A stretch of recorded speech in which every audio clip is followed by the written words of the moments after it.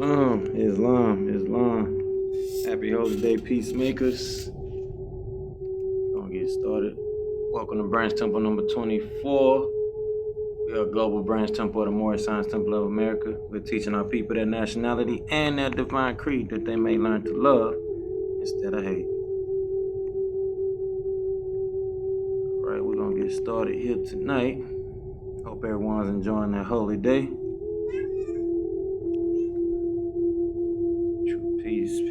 True peace. All right.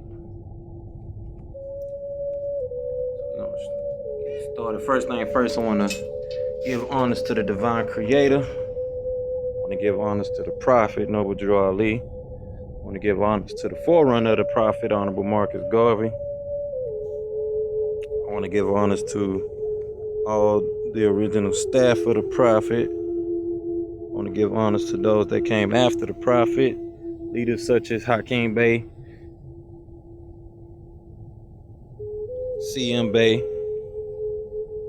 the Honorable Messenger, Elijah Muhammad, the forerunner, the master teacher, Dr. Zabuwr, and many, many others.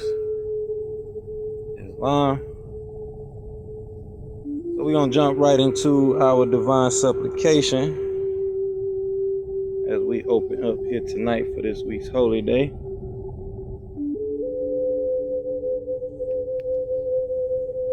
And get us rocking and rolling. Islam.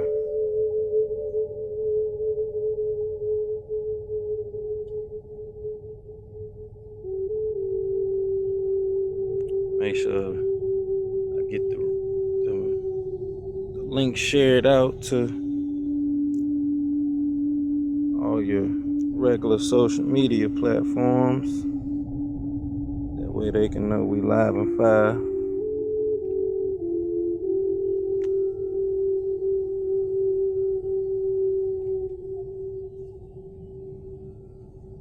All right.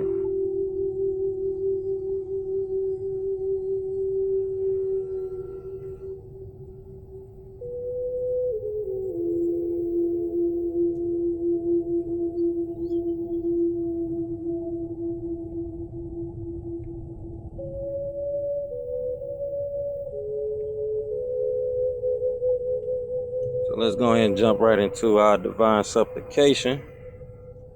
Get started for this week.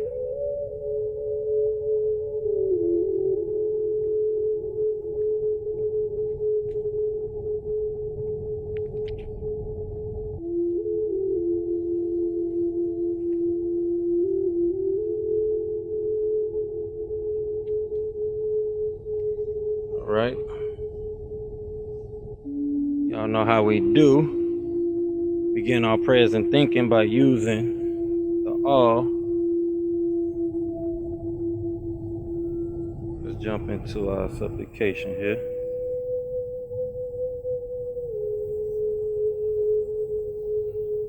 O Heavenly One, the Most High, who is sustainer of all the worlds, we do accept the duty you have laid on us to clean up the filth made by the West and its non-Semitic fools. O my sustainer, we beseech you to keep your hand over us to control the streams of the courses of our lives.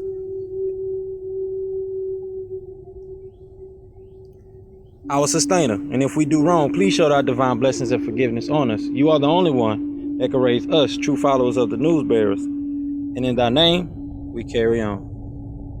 All right, y'all, so let me put the temple link at the top of the room.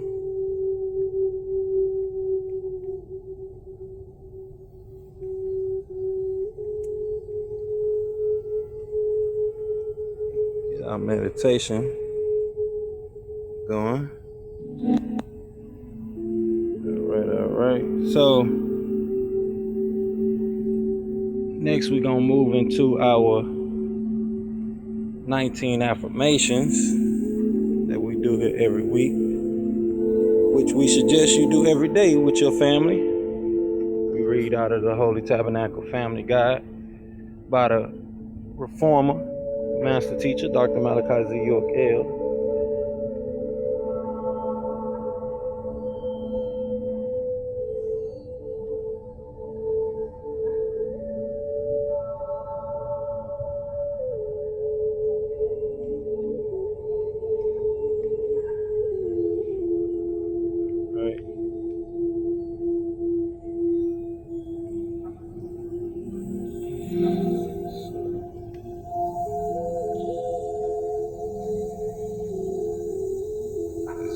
going with that. Get our 19 affirmations.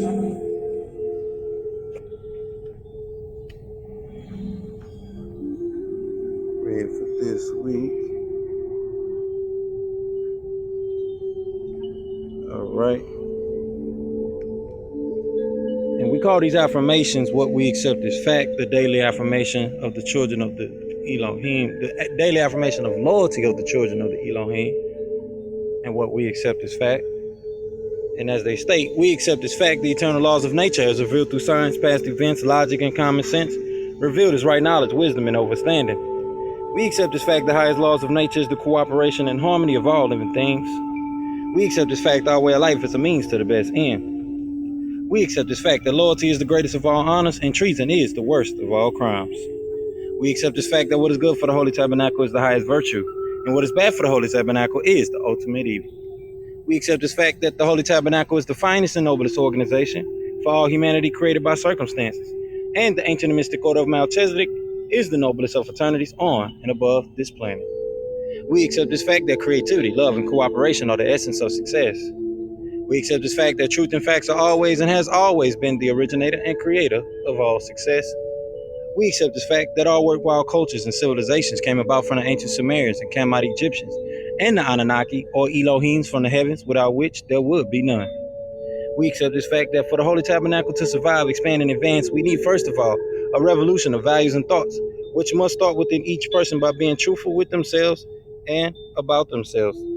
Therefore, we completely and categorically reject all myths, fictions, religions, and lies that have not been proven. That would include your heavens, your hells, your hellfire and brimstones, your horn and pitchfork devils, your winged angels, and your old man God character sitting on the throne up there somewhere. We deal strictly with facts. If you can't prove it, we don't want to hear it. That doesn't mean we won't listen to you. Just don't expect us to accept your beliefs by virtue of a title such as Reverend, Pastor, Deacon, Imam, Sheik, Rabbi, Minister, Theologian, etc. That is your sensationalism, and we deal with just the facts. We accept this fact that the only true revolution is a war of good against evil, right against wrong, fairness against unfairness, loyalty against disloyalty, sincerity against insincerity, honesty against dishonesty. And this war is fought within each person among the agreeable and disagreeable Elohims that make up your willpower. We accept this fact that the unity of our community and its success will only happen with cooperation, with all involved. We accept this fact the total unification of all humanity on the basis of truth, that is, accepting people and races for who and what they are, respecting their culture, their languages, and their beliefs, and expect the same. We accept this fact that the human race's biological and cultural heritage is now under attack by our own morals, our self-righteousness, our desire to control industry, and these things attack the very existence of humanity. We accept this fact that males as well as females are equal in all things and should be dealt with as partners in all matters. We accept this fact that no one race of people is better than the other. In fact, no one wins the race in racism. We accept this fact that communication between different people is the cure to the ignorance that breeds the disease hate.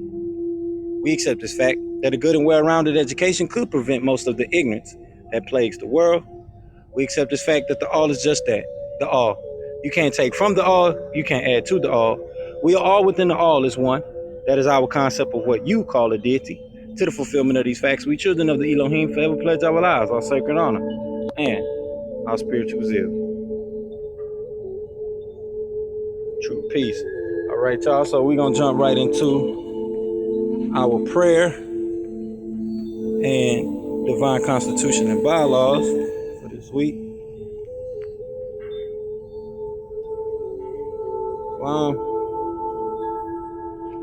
Y'all know how I go. 2 fingers up, 5 fingers up, facing the east, feet at a 45-degree angle. Allah, the Father of the universe, the Father of love, truth, peace, freedom, and justice. Allah is my protector, my guide, and my salvation, by night and by day, through his holy prophet, Zabuwr Ali. Amen.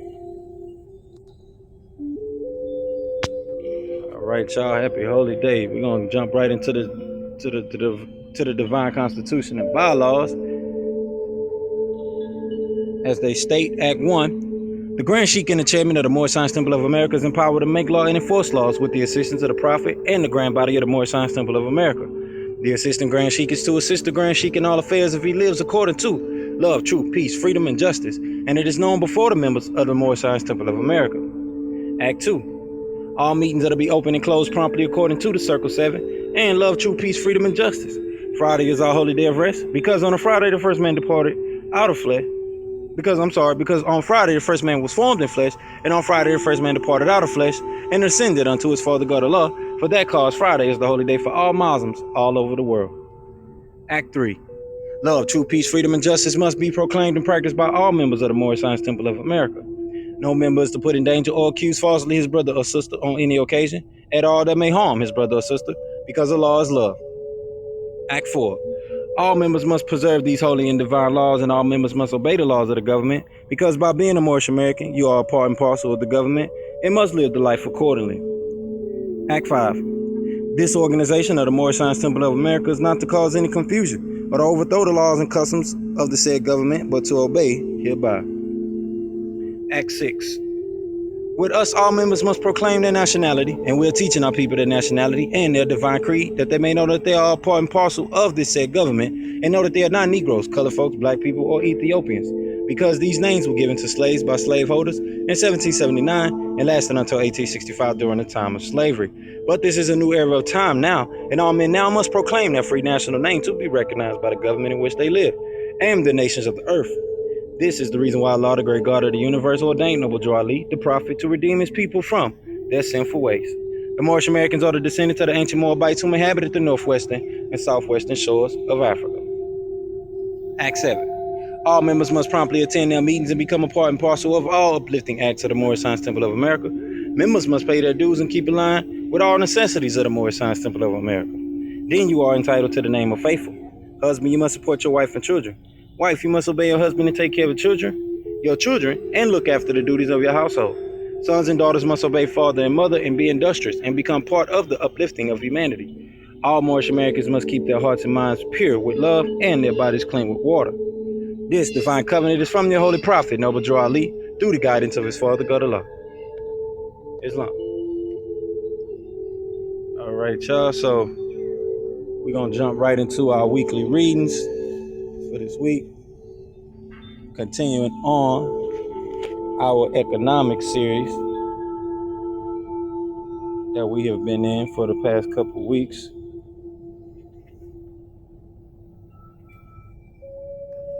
Touching on a lot of the key points. Islam. So we're going to jump right into the Holy Qur'an, Circle 7.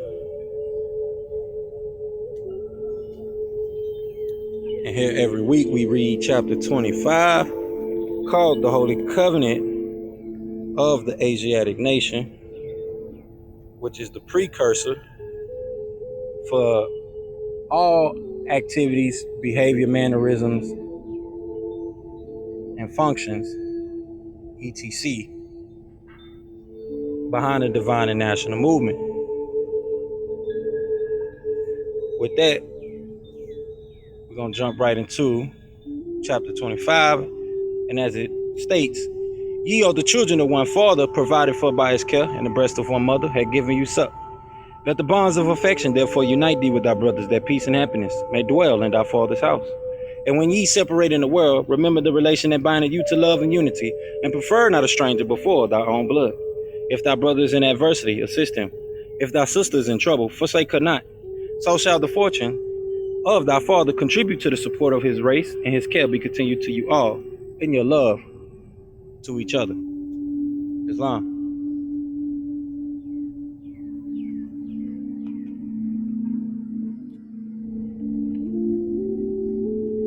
So, like I say, this is the precursor for all actions, behavior, mannerisms, etc., for the divine and national movement. There's nothing wrong with having civic pride. There's nothing wrong with having civic pride. There's nothing wrong with others having civic pride. This is why we accept this fact. We have to learn to respect people's backgrounds. We accept this fact that we respect other people's backgrounds, their languages, their cultural beliefs, their religions, where they come from.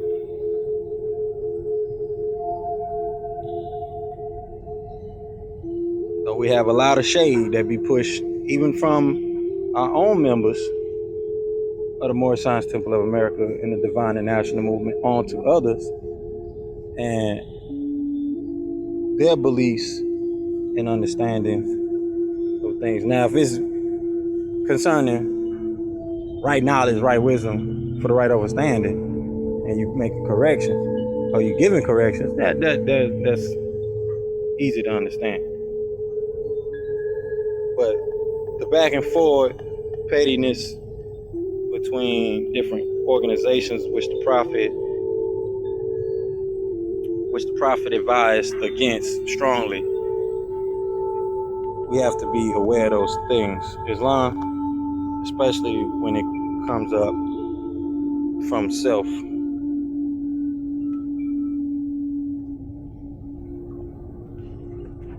So we're going to jump right into chapter 47 and chapter 48 for tonight.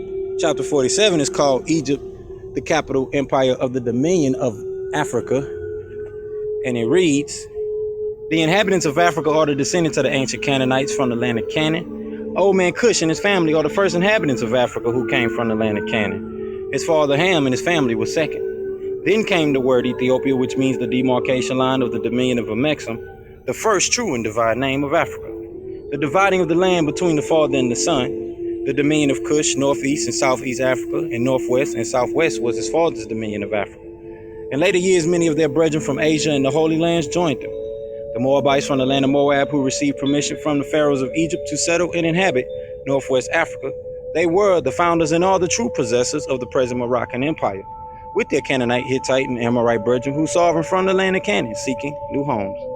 Their dominion and habitation extended from northeast and southwest Africa across Great Atlantis, even unto the north, even unto the present North, South, and Central America, and also Mexico and the Atlantis Islands, before the great earthquake which caused the Great Atlantic Ocean. The river Nile was dredged and made by the ancient pharaohs of Egypt in order to trade with the surrounding kingdoms. Also, the Niger River was dredged by the great pharaoh of Egypt in those ancient days for trade, and it extends eastward from the river Nile, westward across the Great Atlantic. It was used for trade and transportation. According to all true and divine records of the human race, there is no Negro, black, or colored race attached to the human family, because all the inhabitants of Africa were and are of the human race, descendants of the ancient Canaanite nation from the Holy Land of Canaan. What your ancient forefathers were, you are today without doubt or contradiction. There's no one who was able to change man from the descendant nature of his forefathers, unless his power extends beyond the great universal creator Allah himself. These holy and divine laws are from the prophet, Noble Ali, the founder of the uniting of the Moorish Science Temple of America. These laws are to be strictly preserved by the members of all the temples of the Moorish Science Temple of America, that they will learn to open their meeting and guide it according to the principles of love, truth, peace, freedom, and justice. Every subordinate temple of the Grand Major Temple is to form under the covenant of love, truth, peace, freedom, and justice, and to create their own laws and customs in conjunction with the laws of the Holy Prophet and the Grand Temple. I, the Prophet Noble Ali, was sent by the great God Allah to warn all Asiatics of America to repent for their sinful ways before that great and awful day that is sure to come. The time has come when every nation must worship under its own vine and fig tree, and every tongue must confess its own. Through sin and disobedience, every nation has suffered slavery due to the fact that they honored not the creed and principles of their forefathers. That is why the nationality of the Moors was taken away from them in 1774, and the word Negro, black, and colored was given to the Asiatics of America, who were of Moorish descent, because they honored not the principles of their mother and father, and strayed after the gods of Europe, of whom they knew nothing. And we have that revolution continuing on to this day.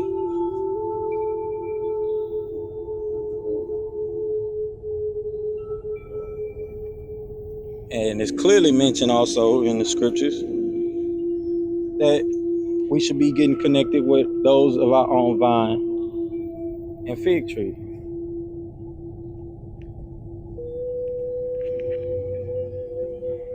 Islam.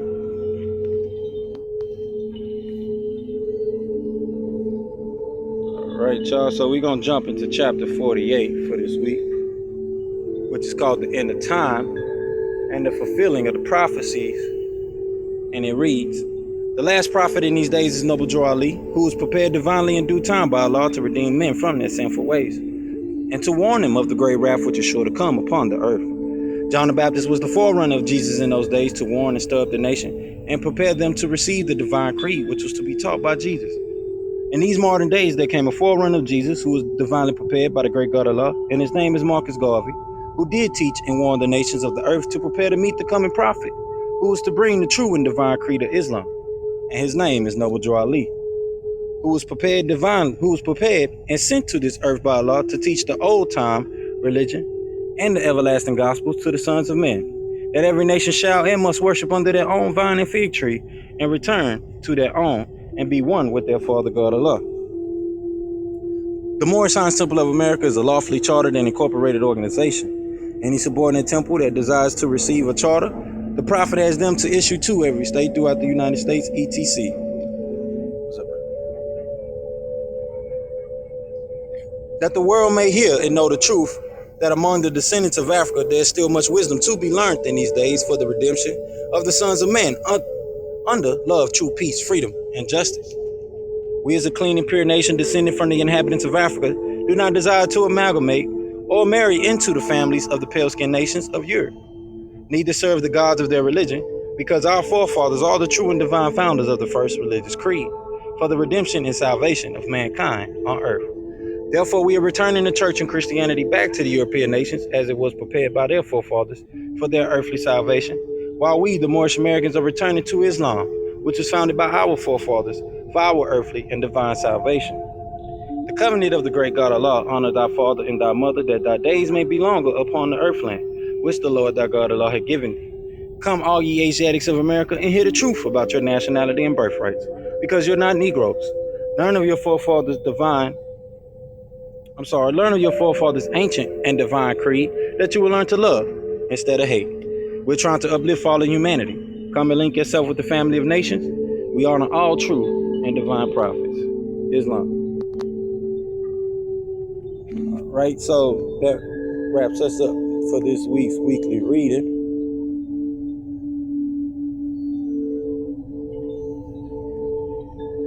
Islam. So we're going to get into a quick short transmission here this week for our economic series.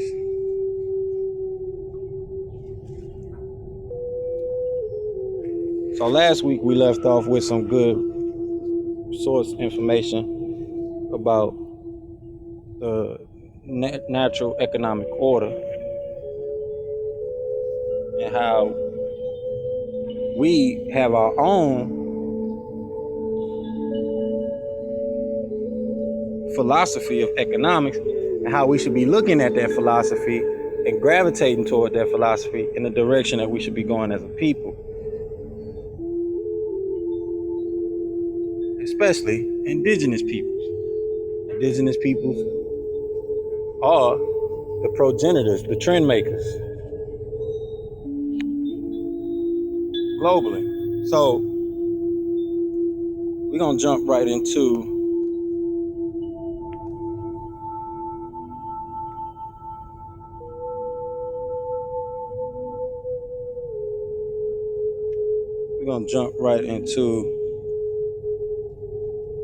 where we left off last week. Touch on that a bit here.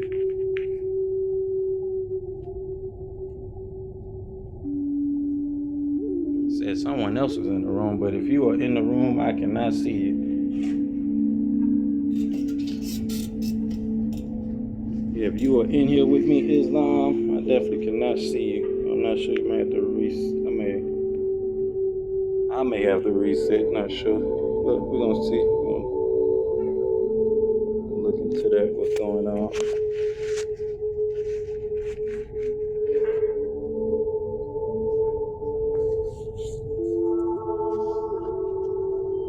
Alright, y'all. So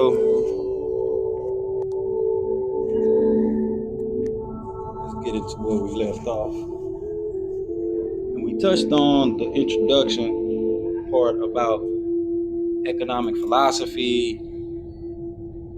and those that are listed as very prominent philosophers in these modern times, going all the way back to Adam Smith, who was classified as the modern day father of economics. And I posed a very important question last week about who is the ancient father of economics, similar to the way Imhotep is considered the ancient father of medicine.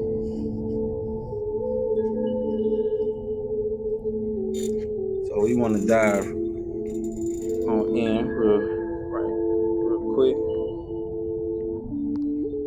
to this week's message. Islam. Right, so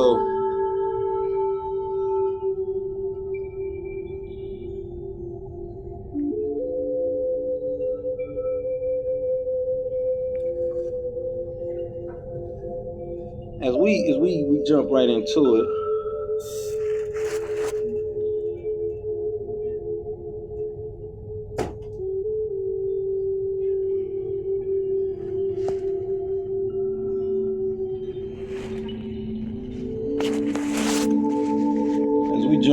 this message,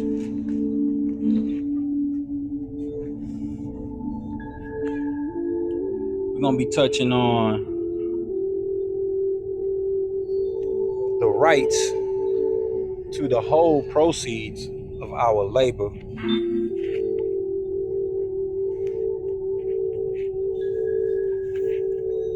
and kind of dibbling and dabbling into some of the initial principles of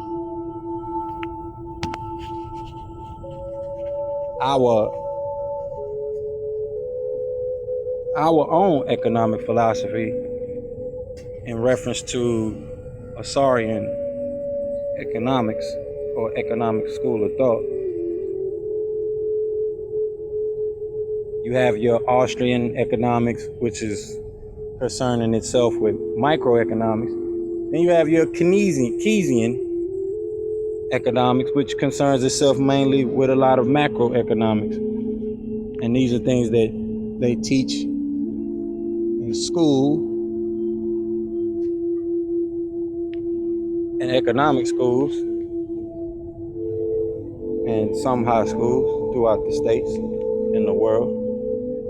So we're gonna jump right into our right to the whole proceeds of our labor,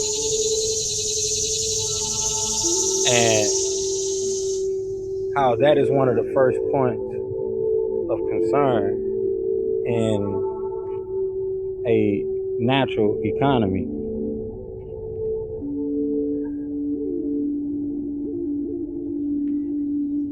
So when we talk about workers or laborers,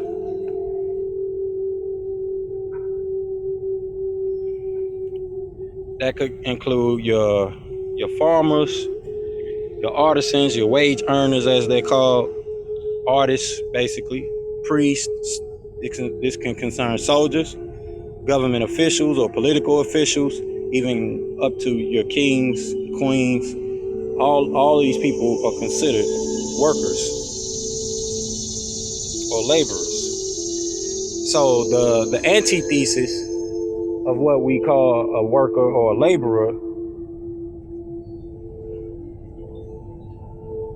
in a natural economic order is considered a capitalist.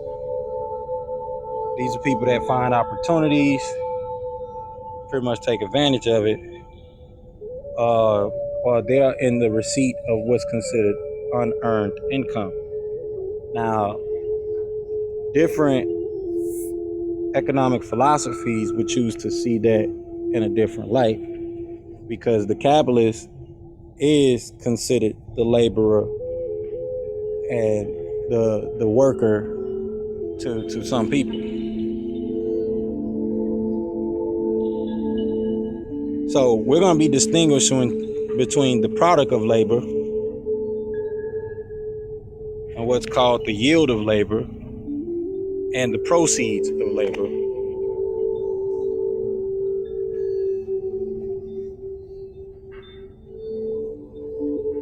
As the maximum goes, every man and woman is worthy of their hire. So that means you're worthy of the compensation for the work that you do. So the products of your labor is what's produced by your labor, which is very simple to understand. The yield of your labor is the income that is received, or the money that is received through the sale of the product of your labor, or some type of wage contract that you may have.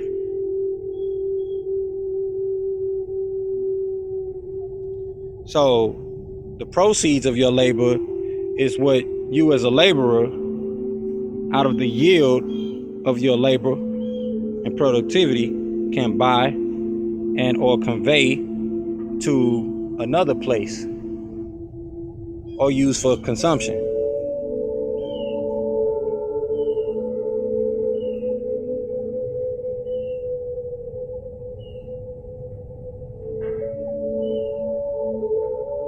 So we understand these terms: wages, fees, salaries, which are used for the term yield of labor and other economic schools of thought or understandings. When the product of labor is not a tangible object also, so that can include like intellectual property, software, things like that, which is the opposite of like writing a poem or something like that, or a system that you actually utilize, like a physical mechanical system.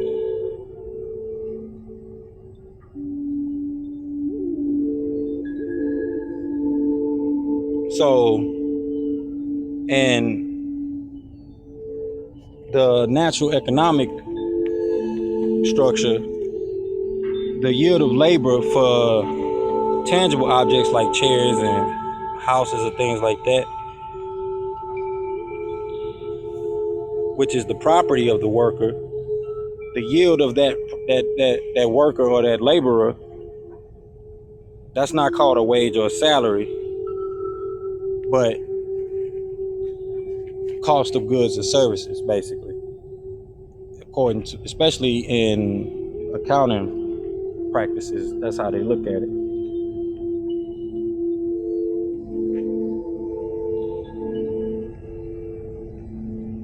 So simply all these different terms that we'll be kind of slightly going over, they mean the same thing when it scales over. Like, for example, like the term I just used, cost of goods and services, for accounting,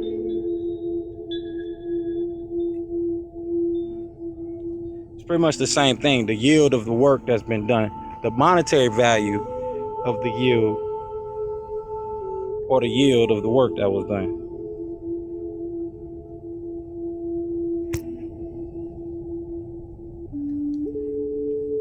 So we're not going to get too heavy into the source reference information, but like I say, the first principle in our natural economic order is understanding the right to the whole of the proceeds of your labor. So the work that you do, the work that you put in, you have right to 100% of your sweat equity, 100% of the work that you put in.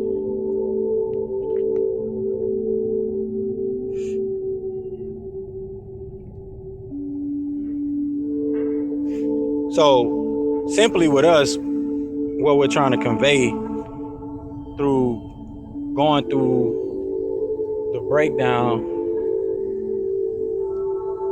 of some of the terms and the way we kind of look at things in a natural economic order, And so that mainly we'll understand that your product of your labor, the yield of your labor, and the proceeds of your labor, they're not always comparable. There's no way to like commonly or uniformly measure the quantities of the work or the labor.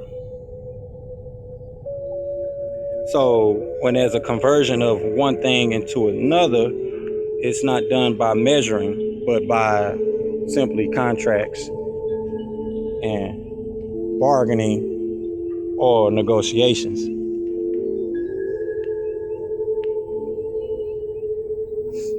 So you have to understand that there's a negotiation process, and you find that also in the scriptures as well.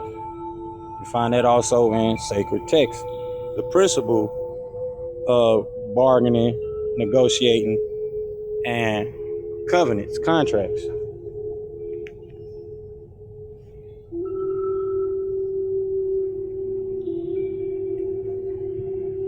So the next point that's being made here is that it's impossible to know or say whether the proceeds of your work or your labor, if it corresponds to the whole proceeds of the labor, especially if you're bargaining for consumption, you're negotiating for consumption, what the output value of that work does for what you'll be able to consume later on. Your milk, your eggs, and things like that.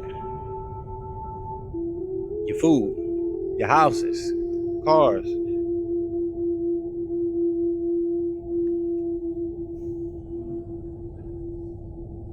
And so this is why, which leads us to our next point, this is why there has been a lot of labor unions to kind of set the shared value or the collective value based on certain types of labor and the wages and their worths.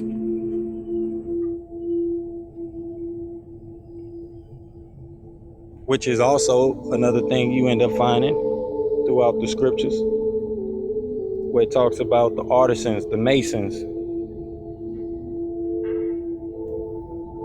and then you had different political factions that came together based on solely those things, like the Levites, the Zodokites, based on their style of relaying the message or either putting in certain positions of maintaining the temple or the congregation. So understanding economics, not just from a faith-based standpoint, from how we are to live and conduct ourselves for food, clothing, and shelter,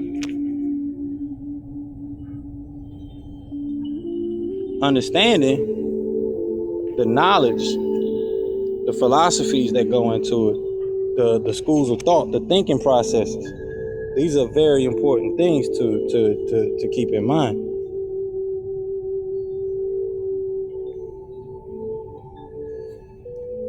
All right, so our next point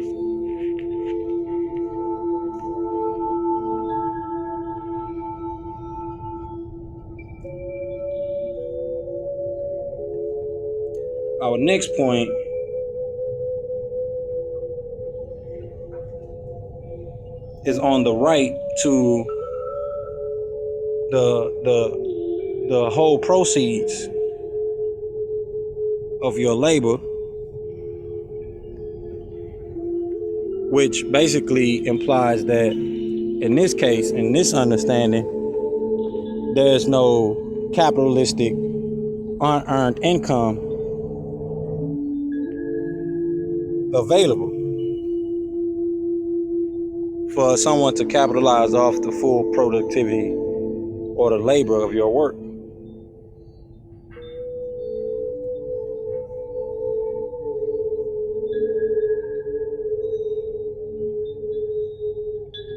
And that would be considered earning interest or return of investments, which would be considered interest and rents in certain cases or back in the day.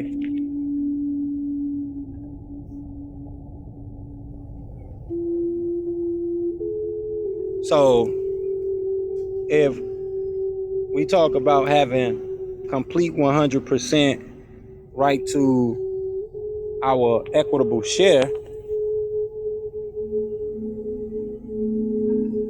so that includes the work that we produce physically.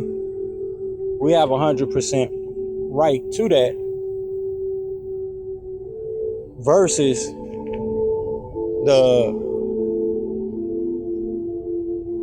the way modern economics is set up, where you're possibly only seeing less than 25% of the work that you produce in value and in cost, especially in cost, where you have sweatshops and things like that, where they probably getting paid pennies on a dollar for a shoe that gets sold for $100 to $200. And they only made 10, 20 cents, $10, possibly less. Because some countries, and in some countries, they live on dollars a day, $2 or $3 a day. So in a natural economic structure, it's totally the opposite. It's totally different. So this means that interests are practically eliminated from the economic life or understanding. Proof of work is the completion of a thing, and the right to all of your proceeds of your work is something that is substantial in that economic community. And the collective proceeds of the work, they're equal to the actual collective of people and what's needed by those people. So the product input matches or equals the product output.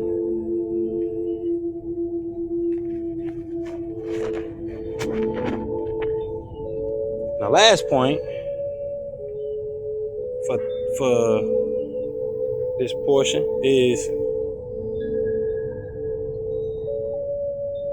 when you suppress the unearned income, or what in this case would be considered passive income,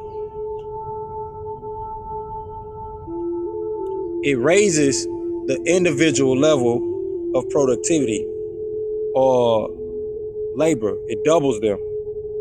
It doubles the productivity in a community or in a collective.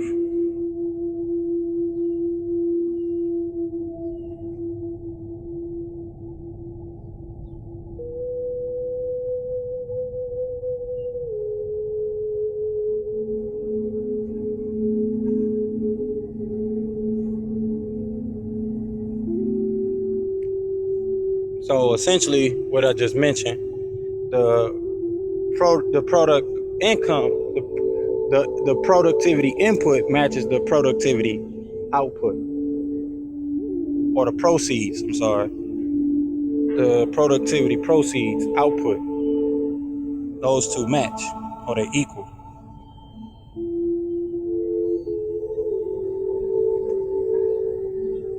So the general law of competition, which is basically what capitalism concerns itself with,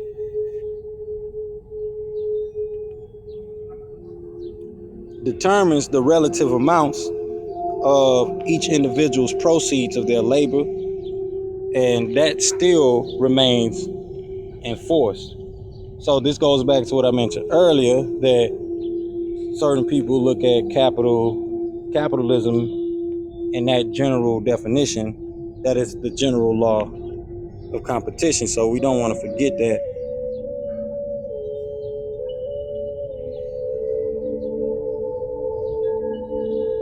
So those who work harder, basically, or the efficient worker, will receive the highest proceeds. It's just simple and plain. And to some, that is still what capitalism means, versus in Keynesian economics, or I guess we could really term that as a different type of economic structure as we continue on into the basic premises of natural economic philosophy, at least covering these basics. So that way we understand that we have to understand the diversity, the definitions, and the alignments of these concepts, these philosophies, and how they came about, and how we could help with our individual input, proceeds, labor, intellectual properties, into furthering them into our own economic philosophy based on a natural economy and how they work, especially going back into understanding how things worked in ancient times, what caused successes and what caused failures.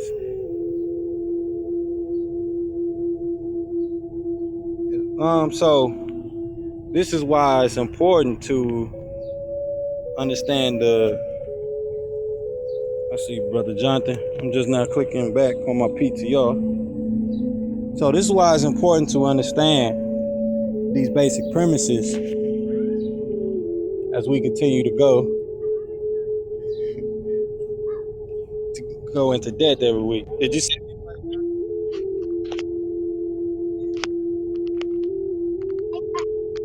Hey, true peace, true peace. Yeah, I won't be knocking you down this week. All right, so you can help out. Yeah, just make sure when they come into the room that they ticket free. They don't have the ticket on their profile. That way you know that they're actual members of the room, and then you just send them. It'll have an actual section that say house members. So they come in that section, you can send them an invite. Islam.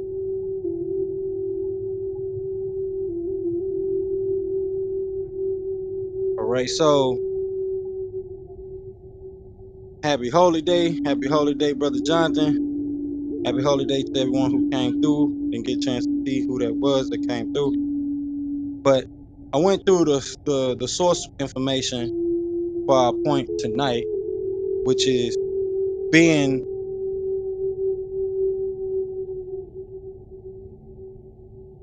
enlightened of having 100% or the right to 100% or the whole proceed of our labor, of our productivity, of our work. That goes into a proof of work system, which you have in the new crypto space, or the blockchain technology space, to where you have proof of work systems, you have proof of stake systems, and all of these different technologies that are coming about that are bringing along their own economic philosophies as we continue to innovate with technologies. But as we see with a natural economic philosophy, everything is based on proof of work, and you have an entitlement to 100% of that proof of work, and you're able to bargain and or negotiate and contract out the value of that proof of work for other things.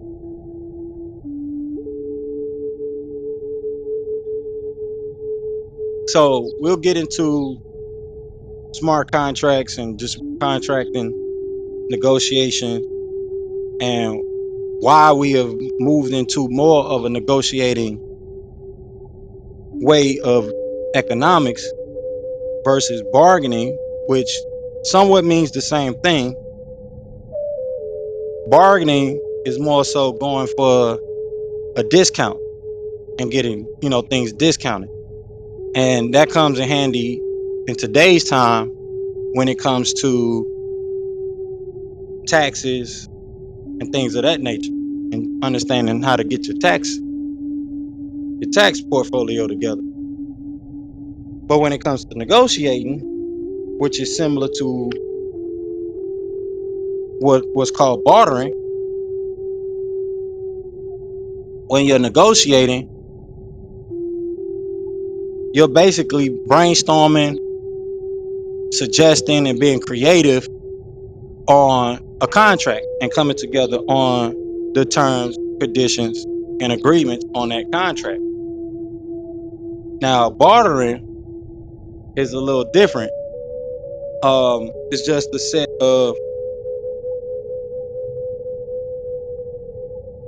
set of simple negotiations based on, I have 4 apples, you have 4 oranges, I need 4 oranges, you need 4 apples. But there's no medium in between like there is when it comes to negotiation.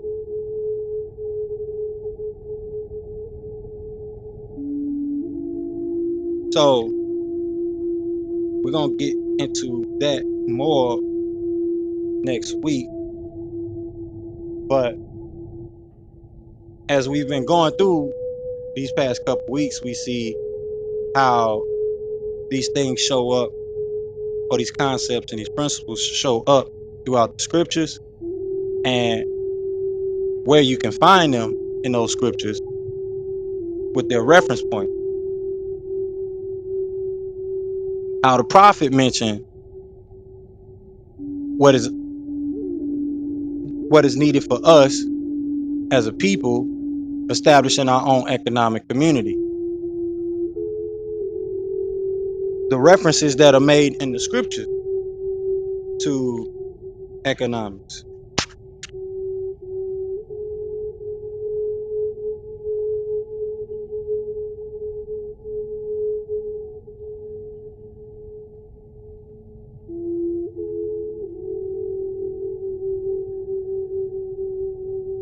So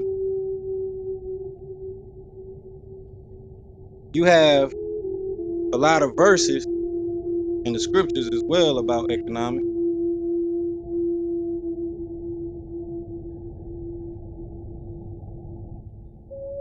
that a lot of people do skip over, but they are there.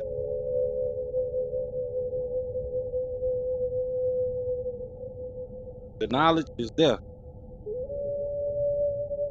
So you have in Thessalonians, it says, for even when we were with you, we will give you this command: if anyone not willing to work, let him not eat. So as we just read, your productivity input equals your the proceeds of your productivity output. Proverbs 22:16 says, whoever oppresses the poor to increase his own wealth or gives to the rich will only come to poverty. So this is talking about that definition of unearned income.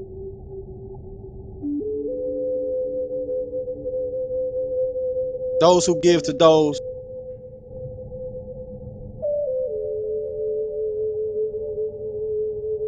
who have unearned income simply will come to poverty.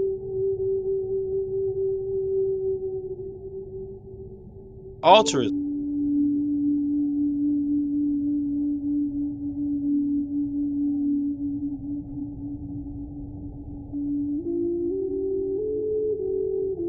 So there's a lot of verses in the scriptures that relates to principles of economics.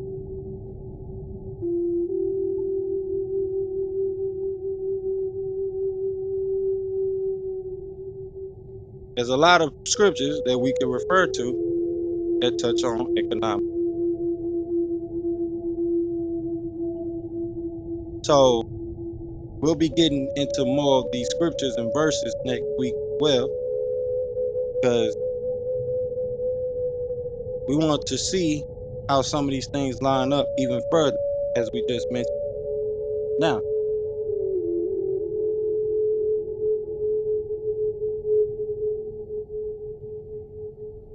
but what does all this mean for us as a people, Moorish Science Temple of America, the people of the global village? Economics is basically the embodiment of the message, the divine purpose that you came to bring or be, etc.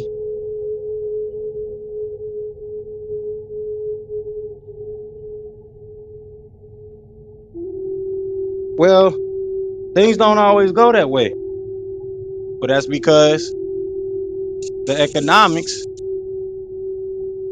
of those you choose to hang around, be around, the country you live in, probably 9 times out of 10 lopsided.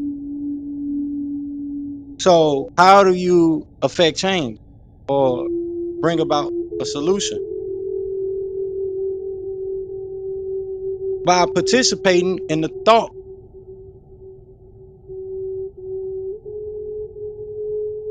of economics, the conversations of economics, participating in economic solutions, formulas. We have many economic pros to lean on. A lot of the things of economics is in the scriptures. Are these things being taught in the spiritual places, spaces, in the churches, the temples, the mosques? Are these things being taught? Are these economic disciplines being taught, mentioned? Are they of concern of your faith-based leader, your spiritual leader? These are disciplines, philosophies that you can take with you that'll take you pretty much a long way in how you do things. Many don't see that it is possible. But if you really do the research, really dive in, you'll see that most wealthy people use these, may not be religious, so-called, classify themselves as non-religious, but they use religious spiritual framework of thinking, or spiritually religious frameworks of thinking.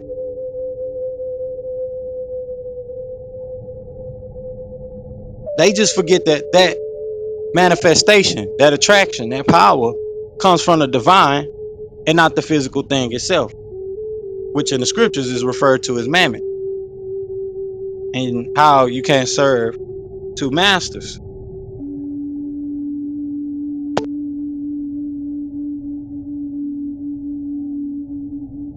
So this is why it's important for us to go over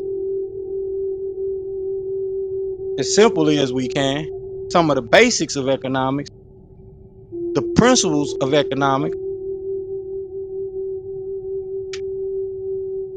so that way the community that we develop, the leaders that we rise up to lead, will understand, hey, this is what we will bring into the table: economic discipline. Does economic discipline cause long suffering too? Yeah, it causes you have struggle. You got to think. Is thinking laborious? Yeah, it is. You got to read. You got to do research.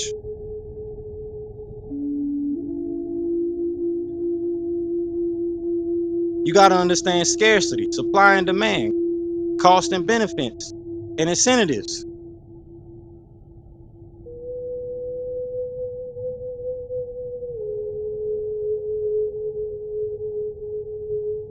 You got storehouses mentioned in the scriptures. All these things. People were storing up different things in the temple.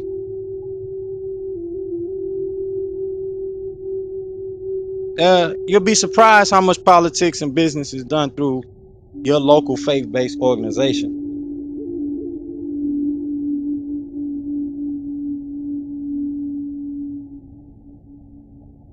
And now, with us lacking in civil or civic understanding of civic pride, we miss how secular organizations have took over the control of charitable works, which were actually done through your local faith organization.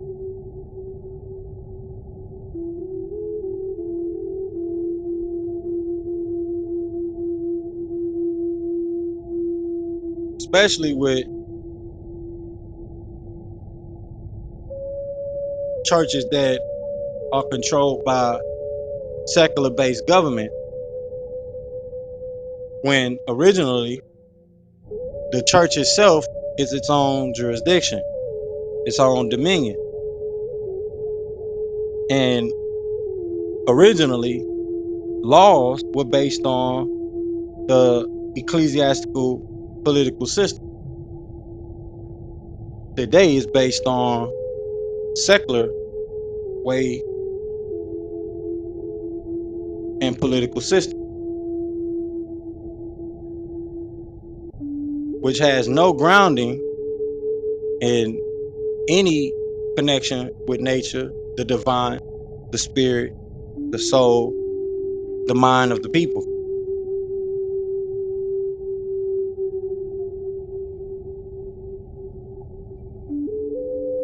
So going in to say with all of that, the spirit which quickens the flesh has 100% right to the whole of the proceeds of its labor. Islam.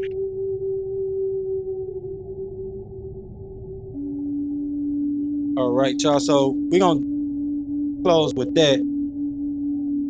Islam is just me and Brother Jonathan right now. Welcome, welcome, welcome. Happy Holy Day.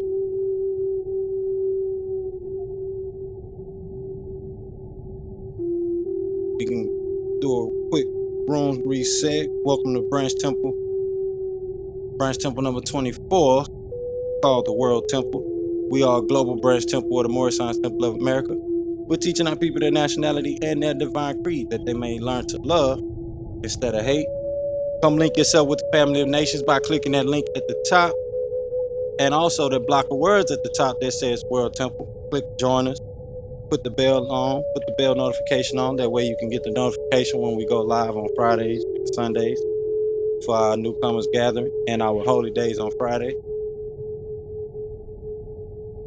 So we're gonna move into our current event section, which I don't think we have too much for this week, and our weekly reading.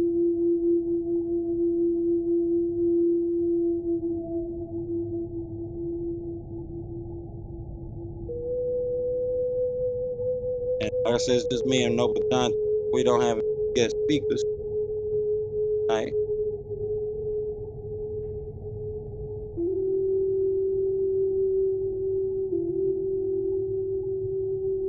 So, like I said, we can move forward to our current events discussion and our weekly readings of El's Holy Quran.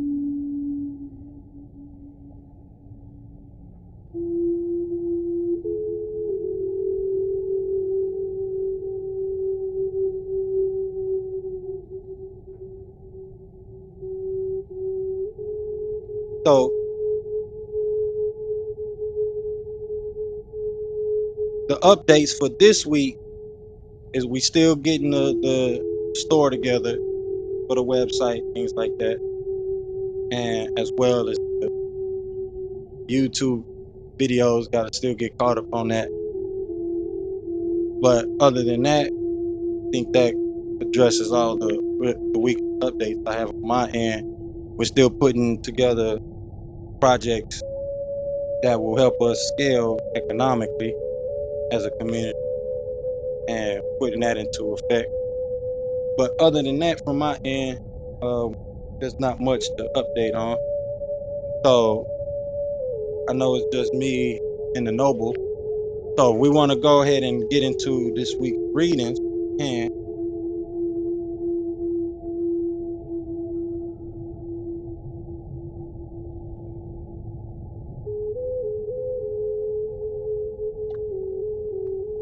True peace.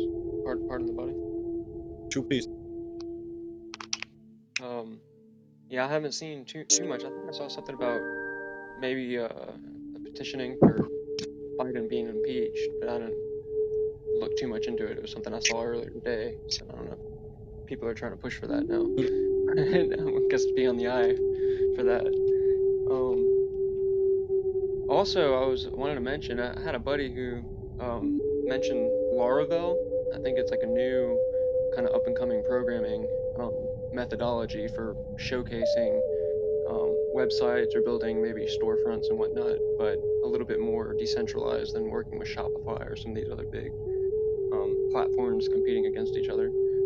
So that's something that I was looking into personally on a growth-based level and working with technology, seeing what's new. Always something new coming out this day and age.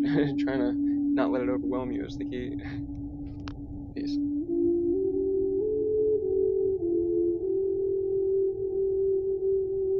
Islam, that's correct. That is correct. A lot to keep up with, but it's still at the end of the day for our benefit.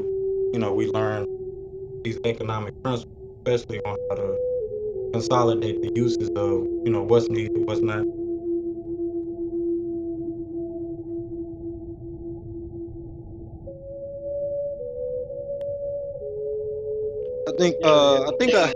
Islam, go ahead. Yeah, I think it was the dude who did Cash App. I think he's got a project now where he's like, it's like these social media giants, with the Twitter and even Mark Zuckerberg with Facebook. It's really just messages going back and forth, and I don't have anything against it. I just think it's a bit more thoughtful.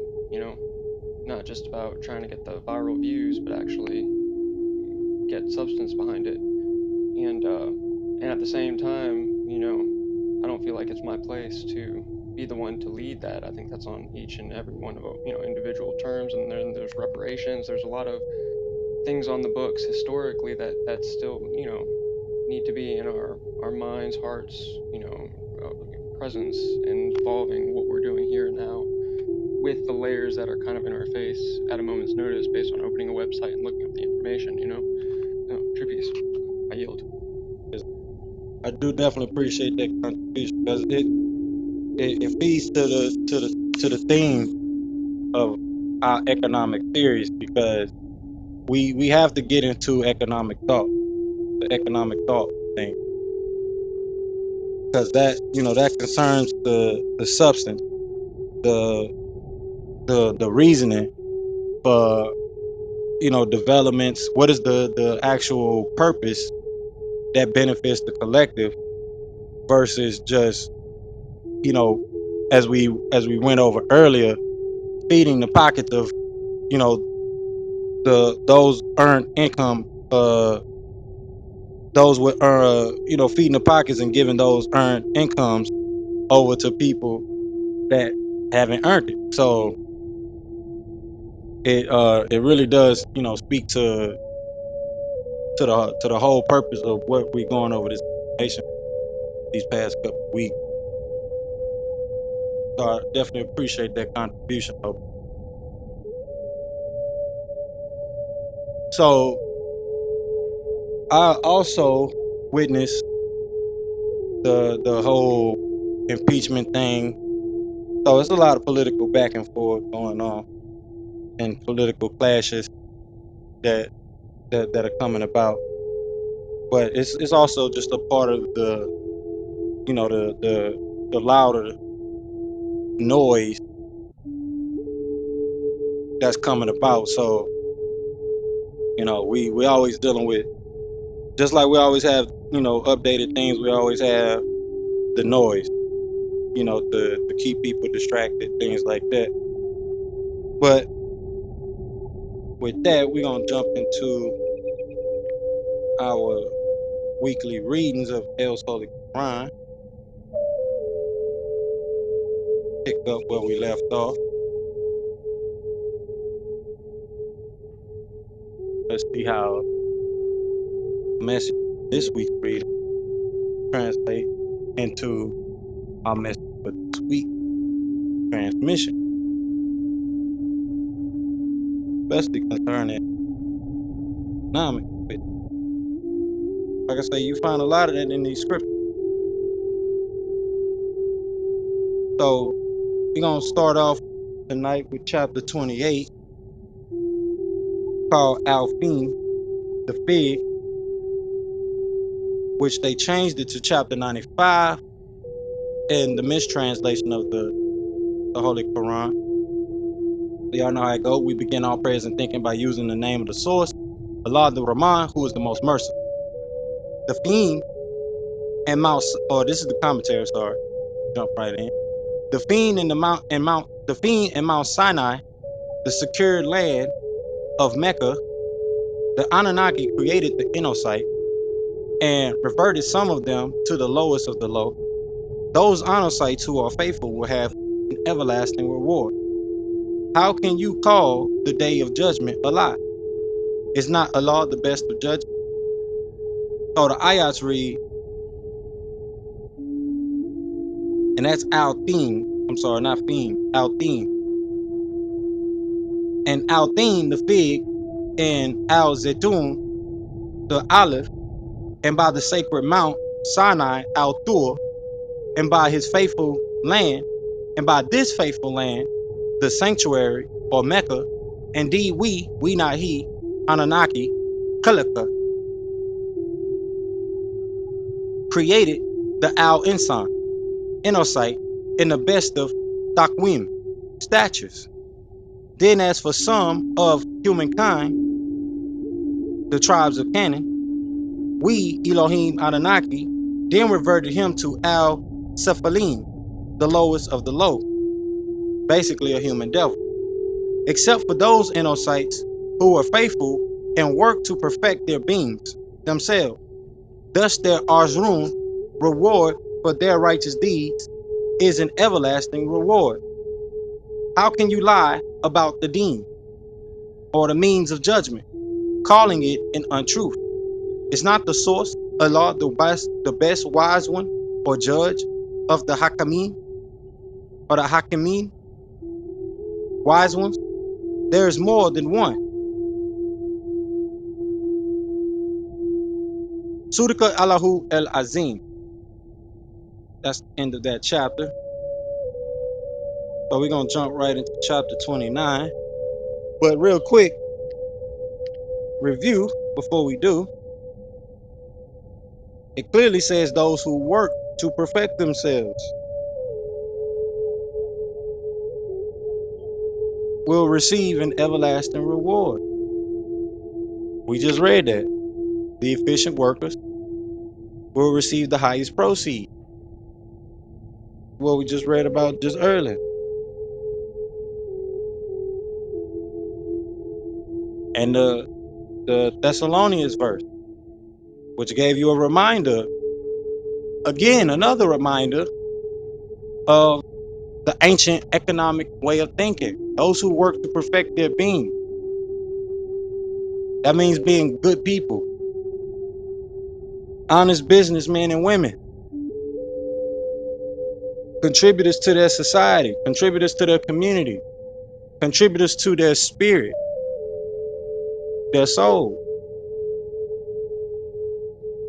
Islam. So we're going to move to chapter 29 called Kodesh, which means big fish or reptilian. So they changed chapter 29 to 106 in the mistranslation. As y'all know, we begin our prayers and thinking by using the name of the source, Allah Rahman, who is the most merciful. The commentary states, Kodesh are accustomed to 1,000 of Allah's protection, especially when they travel in the winter to Syria and the summer to Yemen. So let them slave for none, except the Rab of this house, he who fed them and kept them faithfully secure. So the ayats read, O tribe of Quraysh, who are descendants of Abraham, you have become accustomed to Alif, thousands of protection. You, Quraysh, became accustomed to protection surrounding you when you saddled and journeyed throughout the season of Al-Shitta, winter, to Syria, and the season of Al-Sayf, the summer, to Yemen. So let them slave for none except the Rab, master, sustainer of this bayat, a bait, house, which means the Kaaba. He who fed them and kept them from Juin, hunger, and faithfully gave them security against Qaf, fear. Surika Allahu El Azim. So nature is the provider, the divine creator is the provider, El Razako, the provider. The provider.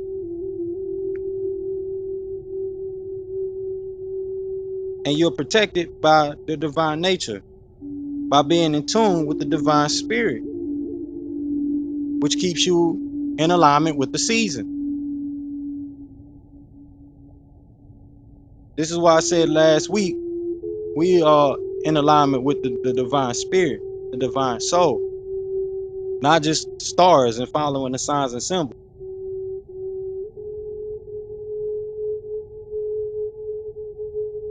The divine creator, the divine intelligence is what keep you in alignment with the season without even having to follow and keep up with them, versus people who do things just based on the season. Islam.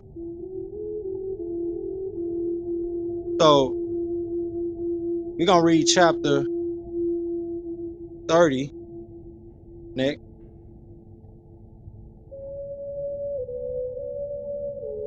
Which is called Al-Qariya, which means the striking. And they changed that from chapter 30 to chapter 101. Y'all know we begin our prayers and thinking by using the name of the source, Allah Rahman, who is the most merciful. And the commentary states, what is the terrible striking? Is it the day when the Enocytes will be scattered, butterflies? The Jabil will be like wolves? He whose scale is heavy with righteous deeds, he will have an easy life. If his scale is light, he will have the pit of Hawiyah. So we back to this economic thing, the economy of life. It's telling you.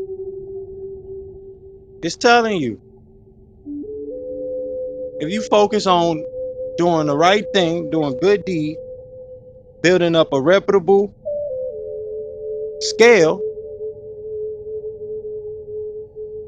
you're gonna be rewarded. Al-Qariya. So we're gonna jump into the ayat. States Al-Qariya, the terrible striking, which means meteor showers to come. What is the terrible striking, and what will make you perceive what this terrible striking is? It is a Yom day when Al-Nas, the Enocytes, will be like scattered Farash, butterfly. In Al-Jabal, the mountains will be like shield, Manafush, wool. As for him whose mawazin, scale is heavy with righteous deeds, there will be a pleasing Aisha or Isha, life for him. And as for him whose scale is Kafat, light, so his adore is the Hawiyah, bottomless pit. And what will make you perceive what this Hawiyah is? It is a very Hamiyah, hot fire. Suraka Allahu El Azim. So this is talking about the future, of course, and things that are known to come.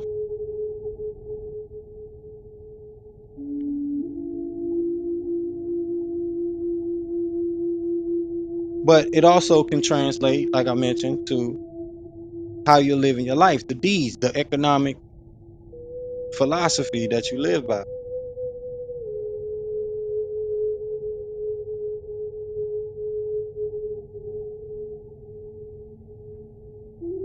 These things that we read last week translate over and scale over into the things we reading this week. They all go hand in hand. So you're gonna want to keep up with the lessons or the knowledge, the additions in this week's sermon, last week's sermon, and next week after that, and this all the way to the series is done. Like I said, we're not gonna give a full economic class, of course, but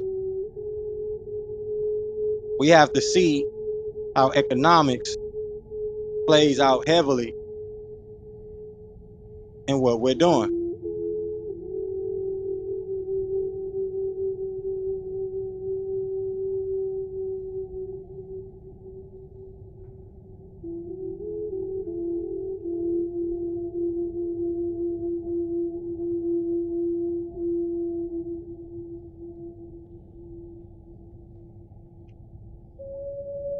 This is why it's hard for a lot of people to understand investing in themselves, the long suffering.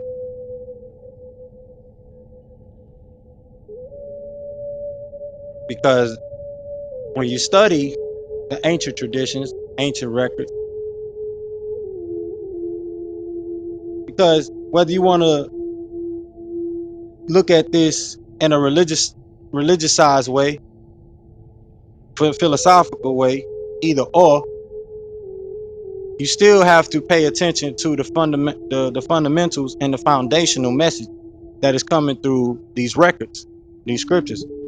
These scriptures, not biblios, not little books of men, but these records that are historical stories, motifs, and things that were told and passed down throughout time that are based on economic principles, based on our morals, our principles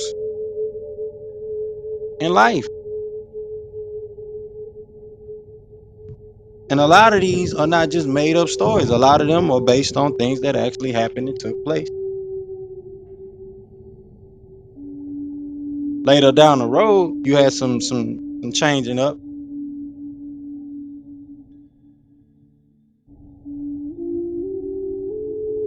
For a lot of the most part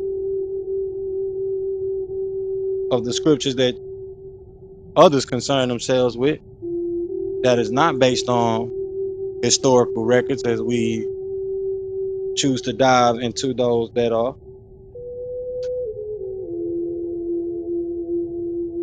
But even the principles that you find, or the moralism that you find, the ethics and the moralisms that you find within them.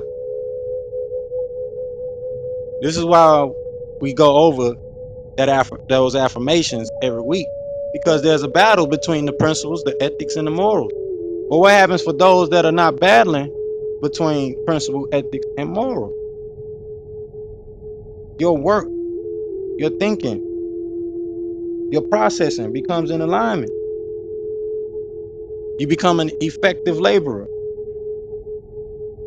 slave of Allah, a worker of divine nature. Some people like to call it light workers, dark workers, all those type of alternative spiritual terms. But this is what you have. Islam. Hope that resonates with you all, especially those that'll be listening to the replays and coming in from the YouTube community listening in.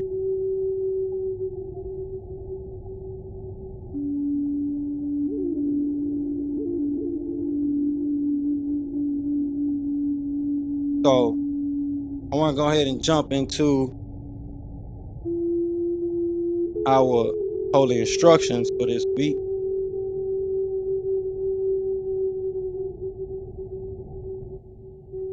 So we're going to switch the link at the top of the room and do a quick room reset.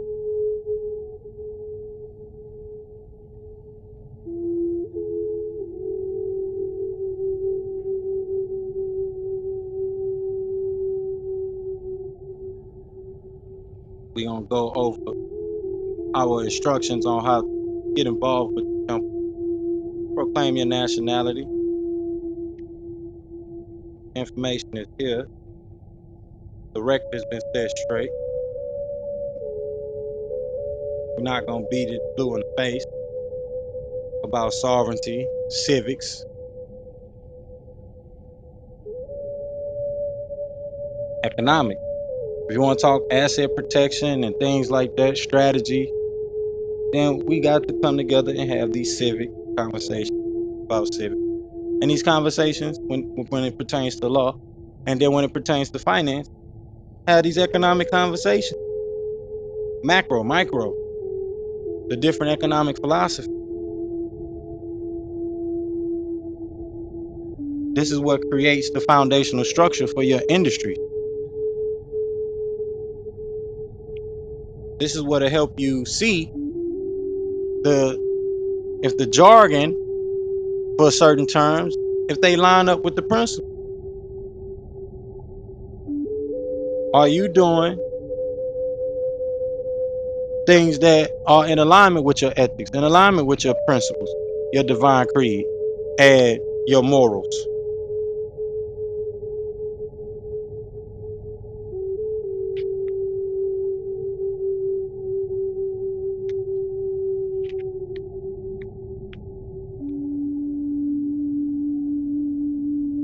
So we discussed this week, as we do every week, our civic virtue, which is the cultivation of our habits as a community, which makes for the success of our community. We're touching on that more now than ever, especially when we're talking about economics. We touched on our civic engagement a second ago, especially some of the things that was mentioned in El's Holy Qur'aan, which is the process of us coming together to take collective action, coming together about the right things, becoming in tune with the divine spirit, being on the right path of things. All right, so as y'all know, Friday is the holy day. Oh, you who know, when the call is proclaimed to supplication on Friday, the day of assembly, hasten earnestly to the remembrance of the Heavenly Father and Divine Mother, and leave off business and traffic. That is best for you if you but knew. And when prayer is finished, then may ye disperse to the land to seek the bounty of God, and celebrate the praise of the God of 10, and without stint, that ye may prosper. All chaplaincy, temple services, and meetings are to be open and closed promptly according to the Circle 7, and love, truth, peace, freedom, and justice. Friday is our holy day of rest because on a Friday the first man was formed in flesh, and on a Friday the first man departed out of flesh and ascended unto his Father God of law. For that cause, Friday is our holy day for all Muslims, peacemakers all over the world. This is according to Act 2 of the Divine Constitution and Bylaws by the Prophet Noble Ali, which states all temples and subordinate temples are to conduct holy day service every Friday, starting promptly at their respective time and ending promptly at their respective time.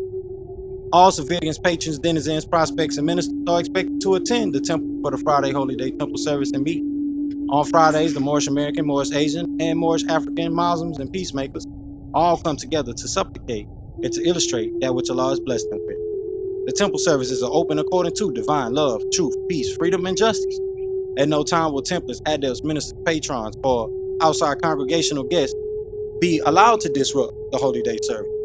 Nor will civilians be admitted under the influence of alcohol or any severe intoxicant. All Templars, adepts, and civilians attending the Holy Day service must have their heads covered with either a turban, fez, or kufi, or spiritual cover. Baseball caps should not be worn in the temple or during temple service. The Sunday school temple service and meeting is mandatory, and all Moorish national Templars and temple denizens must promptly attend the temple service and send their children to the Sunday school gathering. The teacher must conform himself and herself to the Temple 101 questionnaire and let every civilian man, woman, and child exercise his or her five senses, who is able to do so because out from your Sunday school comes the guiders of the nation and now the entire global village.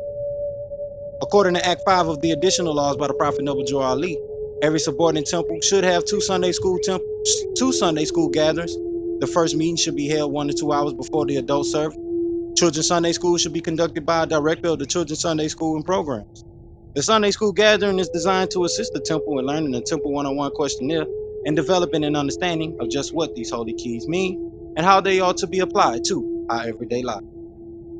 The divine constitution and bylaws, along with the Moorish prayer, the Holy Covenant of the Asiatic nation, El's Holy Injiyl, El's Holy Qur'aan, and the civic editions or lessons of the Holy Temple of Moorish Science are also subjects of major concern for the apprentice who is trying to complete his or her mandatory requirement for pronouncing their temple civilianship and global nationality. All lessons for the adult Sunday school gathering must be prepared by a Grand Sheik, a divine minister, or an assistant Grand Sheik. Lessons called by us novites editions may be submitted to the apprentice for completion and returned to the temple. Once the lessons are completed and graded, they must be placed in the active members' temple district file. The Sunday school temple service and meeting is a wonderful opportunity to study the liturgy teachings of the Prophet. No civilian is to become disruptive during the Sunday meeting. All Templars must bring paper and pen to the temple service and meeting along with the basic temple literature and assignment. No Templars or patrons to eat food or other snacks during the temple service or meeting, but water is permitted. All Templars must attend their Sunday temple service and meeting as diligently as they attend their Holy Day temple service and meeting. Both are called out for by the Prophet Noble Joel Ali and is required as a matter of temple law. According to the Divine Constitution, Act 7 in part, all Templars must promptly attend their temple services and meetings and become a part and parcel of all uplifting acts of the Moorish Science Temple of America, now also Moorish Science Temple of Africa, Moorish Science Temple of Asia, and adjoining world islands on behalf of all indigenous people. For membership, any heads of temple of all temple jurisdictions are not to charge for naturalization or to overcharge for cards, buttons, or anything issued by and through the Prophet. Those who contribute to any of the proceedings are not Moors, civilians, or patrons, but robbers. Temple nationality and membership in the Holy Temple's vast estate, what we call a public beneficiary trust, sisters and brothers, kin and kinfolk, is free, not only here, but all over the world. All kin and kinfolk desiring to become a civilian of a subordinate temple must follow the instructions from the temple secretary and acquire the application for naturalization, which ours can be found on our website at holytemples.org. And that was the link that was pinned at the top of the room just earlier. That was the link that was pinned at the top of the room earlier. So y'all can click on that and go to that.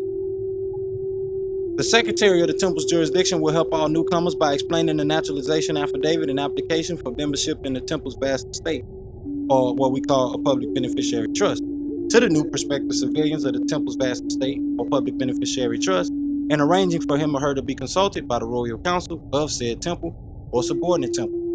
The Royal Chairman or woman will set the date for the new temple prospect to be interviewed by the Royal Council.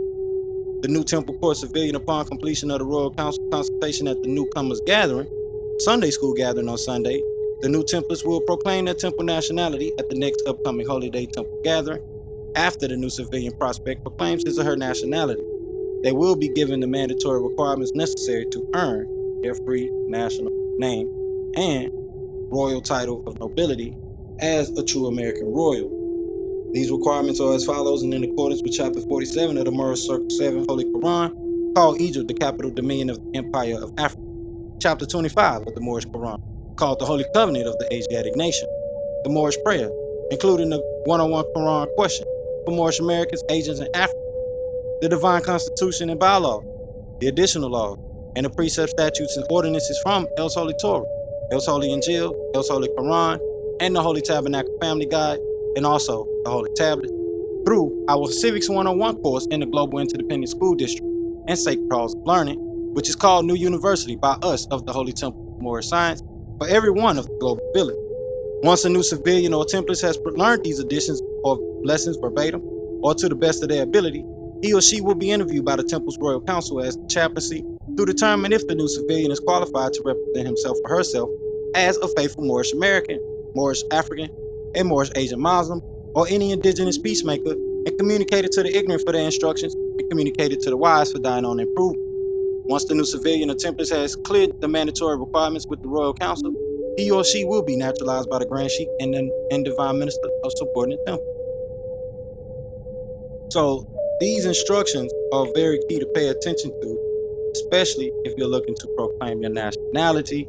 We read over them here every week, especially on Holy Day. So that way, our people could understand this has nothing to do with status correction as far as concerned is what our people are being taught with a lack of civic understanding and solely giving them back their civic pride, because a lot of us lose that civic pride, whether it's through misunderstanding how religious institutions function, government institutions function, etc. We are in that time, that day and time, where there will be a grave lack of trust for government, politics, etc. So those that are the faithful ones, we understand that if you don't govern yourself, someone else will govern for you. Islam. So with that, we're gonna move into our mandatory literature from the Prophet.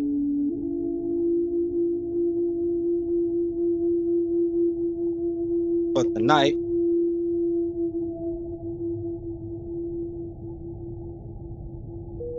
and we will be getting into the Holy Quran Circle 7. We're going to be starting from chapter 1 and going through these things, because like I said, those that are faithful understand if you don't govern your mind, something else will govern it for you. If you don't program your mind, someone else will program your mind for you. So you got to get on your program. You got to get on a divine program.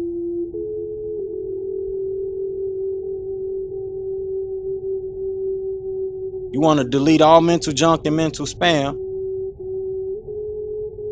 so you can make room to install only positive programs. Islam.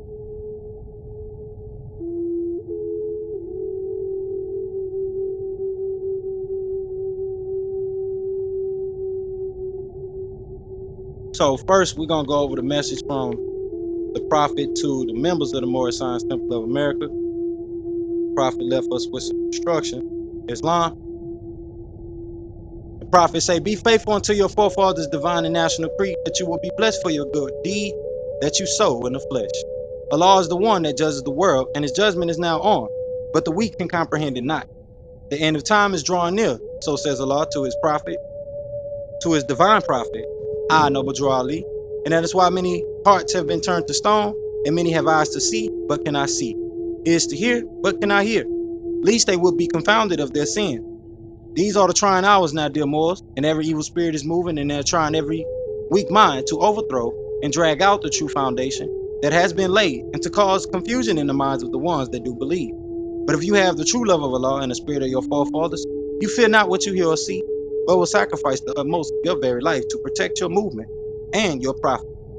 Watch your enemies, dear Moors. Your enemies are the ones that speak against your prophet and ridicule him to the very lowest, and the ones that speak against your divine and national principles of your temple. Act accordingly, and the Lord will bless you for your good work. True peace, your divine prophet, Noble Drew Ali. Right? So keep on with the keep on. Those deeds, those works. You are entitled to 100% of the whole proceed.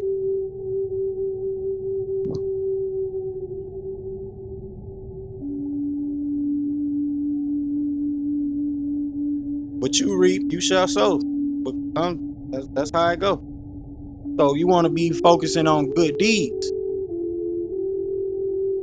Islam. So for those that hear us tonight,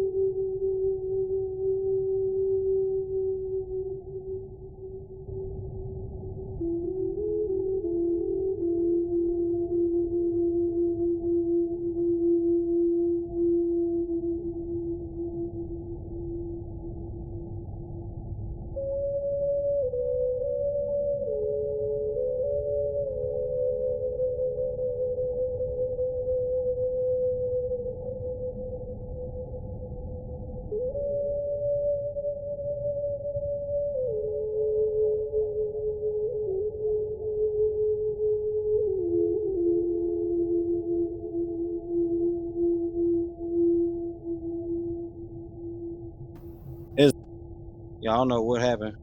I don't know if y'all can hear me. That's weird. Yeah, my connection went out. I thought it was on my end. You able to hear me? Yeah, I can hear you. Okay, yeah, you were out for like 5 minutes there. That was weird. I thought it was on Okay, my end. what was the last thing you heard? The proceeds of totality or something like that. Proceed to your labor. Yeah. That you maintain the totality of it. Yeah. Okay, so you did catch the part when I was mentioning that. And then it cut out. Yeah. You saying something, Jonathan? Go ahead. No. True peace. Part of the book. Yeah. Okay. Well, I mentioned I was gonna change the link at the top of the room. I'm not sure what all didn't get recorded, but appreciate that, Noble. So let's go ahead and get into the mandatory literature from the prophet. You got the link changed at the top of the room.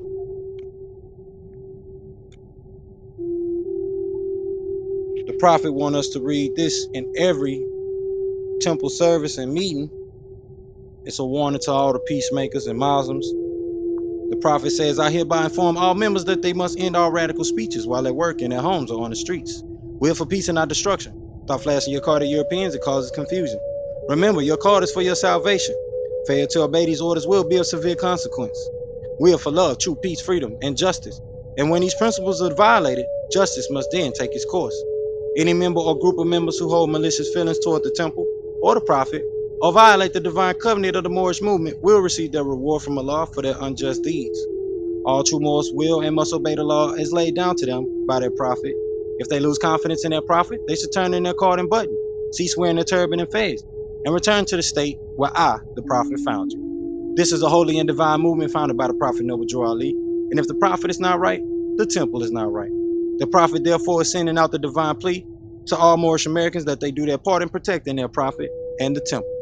This is an everlasting movement founded by the Prophet through the will of Allah to redeem his people from their sinful ways. True peace, Noble Ali. So, if the Prophet giving you 2 + 2 = 4 ain't right, then the temple not right for you.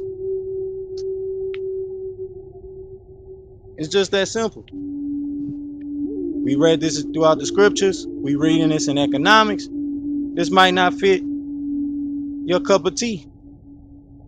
You got to work out a solution that makes sense. And technically, anything else that's outside of making sense is just creating more confusion. Trying to create a confusion, a biasness, an opinion.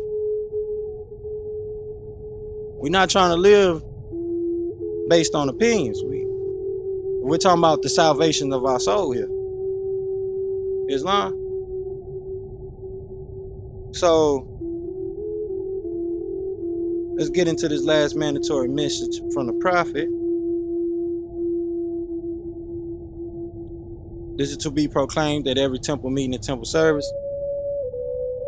Islam. The Prophet say, I'm glad to know that I have a few faithful Moors among you all, and I desire for them to know the truth and the divine truth.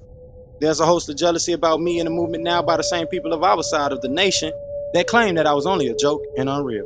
But now, since they have found out from the government officials and the nations of the earth, this is the only sole foundation that all Asiatics must depend upon for their earthly salvation.